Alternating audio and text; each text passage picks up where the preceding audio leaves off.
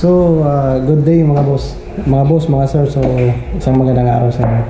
So, for this video mga boss, ipakita ko lang si sniper natin. Yung sniper natin, baka ito na yung pinakahuling vlog natin na kasama si sniper, no? Kasi nga, nakapag-decide na tayo mga sir na bibitawan na natin si sniper. So, mabigat sa pero kailangan ko bitawan kasi nga meron akong nakaplanong iba. So si sniper natin mga sir is nabili natin to last May 2023. So nasa sa akin to 6 months. So na kami dito mga sir, naka-4 na endurance na kami. So never ako dito pinahiya sa daan and never ito nasira nung sumali kami sa endurance. So napaka memorable sa akin yung sniper, pero yun nga, kailangan natin bitawan mga sir. So 2 nights ko pinag-isipan ko talaga ng mabuti kung kailangan ko talaga itong bitawan. So yun nga, nakapag-decide na ako mga sir, kaya sinare ko lang sa inyo itong vlog na to. Baka ito na yung last vlog natin kay sniper. So sa makakabili nitong sniper natin, so napakasulit itong motor na to. And talagang walang issue to mga sir. Yan, makikita naman natin na sa cover pa lang niya, talagang inalagaan ko to. Inalagaan dito ng pinaka-owner nito. And then nabili ko, mas lalo ko siya inalagaan at pinaganda. So yun nga mga sir, kailangan na nating bitawan. So baka ito na yung last vlog na kasama natin si sniper. So nilimiss ko itong motor na to kasi nga nakailang endurance kami na kasama itong motor na to. So yun lang mga sir, i-share ko lang sa inyo si sniper. Baka sa mga next biyahe ko, hindi natin ito magkita si sniper na kasama ko. So at least pinakita ko lang sa inyo, no? And sa bagong owner nito, sa mga kakuha kay sniper, sana maalagaan din to tulad ng pag-aalaga ko sa motor na to. So napaka the best ng motor na to. So yun, ipapakita ko sa inyo mga sir yung mga na-upgrade ko nito kay sniper. At least may idea naman tayo. So let's go. Ayun mga sir, so ipapakita ko lang sa inyo, no, yung mga nalagay ko nito kay sniper. So since nabili ko to, so pinaganda ko siya ng mas maganda pa sa dati. So makikita naman natin. So sa fairings pa lang niya mga sir, talagang napakakintab ni sniper. Although old model siya ng sniper version 1, pero tingnan nyo naman yung fairings niya, napakakintab. So meron na rin itong mga stickers natin bilang isang finisher sa endurance. Yan, stickers natin sa Rides with GC. Yan, stickers na rin yan. Dito.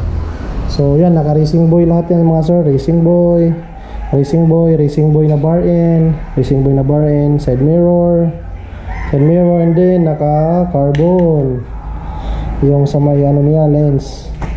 And then meron na rin tong stabilizer mga sir. Yan, racing boy din yan na stabilizer. Tapos meron na siyang mini driving lights. Pinalagyan ko yun ng mini driving lights. And so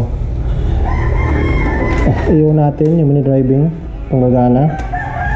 So yun mga sir, yan. So gumagana yung mini driving lights natin. Yan, yung low. And then yung park light nya. And then naka-ano rin ito mga sir, pinalagyan ko siya ng double hazard. Yan. Yan yung double hazard nya. So talagang pag nabili ito, na lang talaga siya. Drive na lang siya. Yan. And then pinalagyan ko rin to ng dito axle cap na slider. Tapos yung mga tires nito mga sir, grabe ang kapal. Maxxis yan. Solid yan mga sir. So yung stickers hindi na natin tatanggalin para sa mga kabili nito, para na rin siyang finishers. So shout out sa darating na owner nito, no. So yan, meron na rin siyang stick wheel na silver chrome. Nakalagay na yan dyan. And then meron din siyang yung sa panel niya, meron din siyang carbon. And then carbon din yan sa may ignition key. Tapos switch ng driving and then switch ng double hazard. So yun lang, simple lang naman yung upgrade natin ito mga sir. Hindi ako nagpalagay ng full shifter kasi nga hindi ko masyadong feel pag mga long distance, no. So naka-stock portraits lang ako. Tapos yung chain, Usaki yan mga sir, Usaki chain, naka-chrome Usaki chain yan. And then yung gulong niya, Mizuller yung brand. Medyo ano siya pero pwede pa naman, makapal-kapal pa siya. And then ang pinaka-importante nito mga sir is registered siya na motor. Tapos dito tayo na part, ito yung fluid tank, naka RCB din yan, fluid tank. And then yung pipe niya, aftermarket pipe yan, naka modified na yan. So yung stock nito mga sir is nandyan pa rin, ibibinta ko rin mga isasama ko pag sino yung makakabili nito. So yun lang mga sir, sniper natin. So paalam sniper, paalam sa mga memories natin. And sa new owner nito, sana maalagaan din siya tulad ng pag-aalaga ko sa sniper na to. So flex ko lang sa inyo mga sir, huling ikot natin kay sniper, huling vlog natin kasama si sniper. So kaya sinare ko lang sa inyo, no, ikutan lang natin. Yan, malay natin baka bukas o next day hindi natin itong makakasama si sniper. So sayang yung memories namin, pero yun nga, hindi natin kasi mga sir meron talagang mga time na kailangan nating bitawan yung isang bagay, pero alam naman natin meron ding papalit. So abang-abang na lang tayo kung sino yung ano yung papalit kay sniper.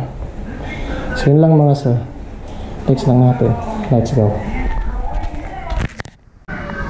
So lastly mga sir, sa gustong bumili kay sniper, pwede nyo akong i-PM sa page or sa personal account ko, pwede nyo akong i-message doon para pag-usapan natin yung price. So yung price nito mga sir, medyo lang naman, sakto lang talaga, hindi masyadong mura, hindi rin masyadong mahal, kasi nakikita mo naman talaga yung yung quality ng motor, no? Nakikita mo naman talaga, halatang naalagaan. So alaga ko to mga sir kasi nga nakapark to sa loob ng bahay namin. Yan, ito yan, nakapark. Kasi yung pinangdidili ko na motor is yung Honda Click. May Honda Click kasi ako mga sir, so yun yung ginagamit ko araw-araw pang daily. Yung sniper natin, ginagamit ko lang to pang meron akong Endura sila sa liyan. So yun lang mga sir, salamat sa panonood and goodbye sniper. Whew, sakit. So yun nga mga sir, meron aalis, meron ding darating. So ride safe sa lahat, God bless and peace out.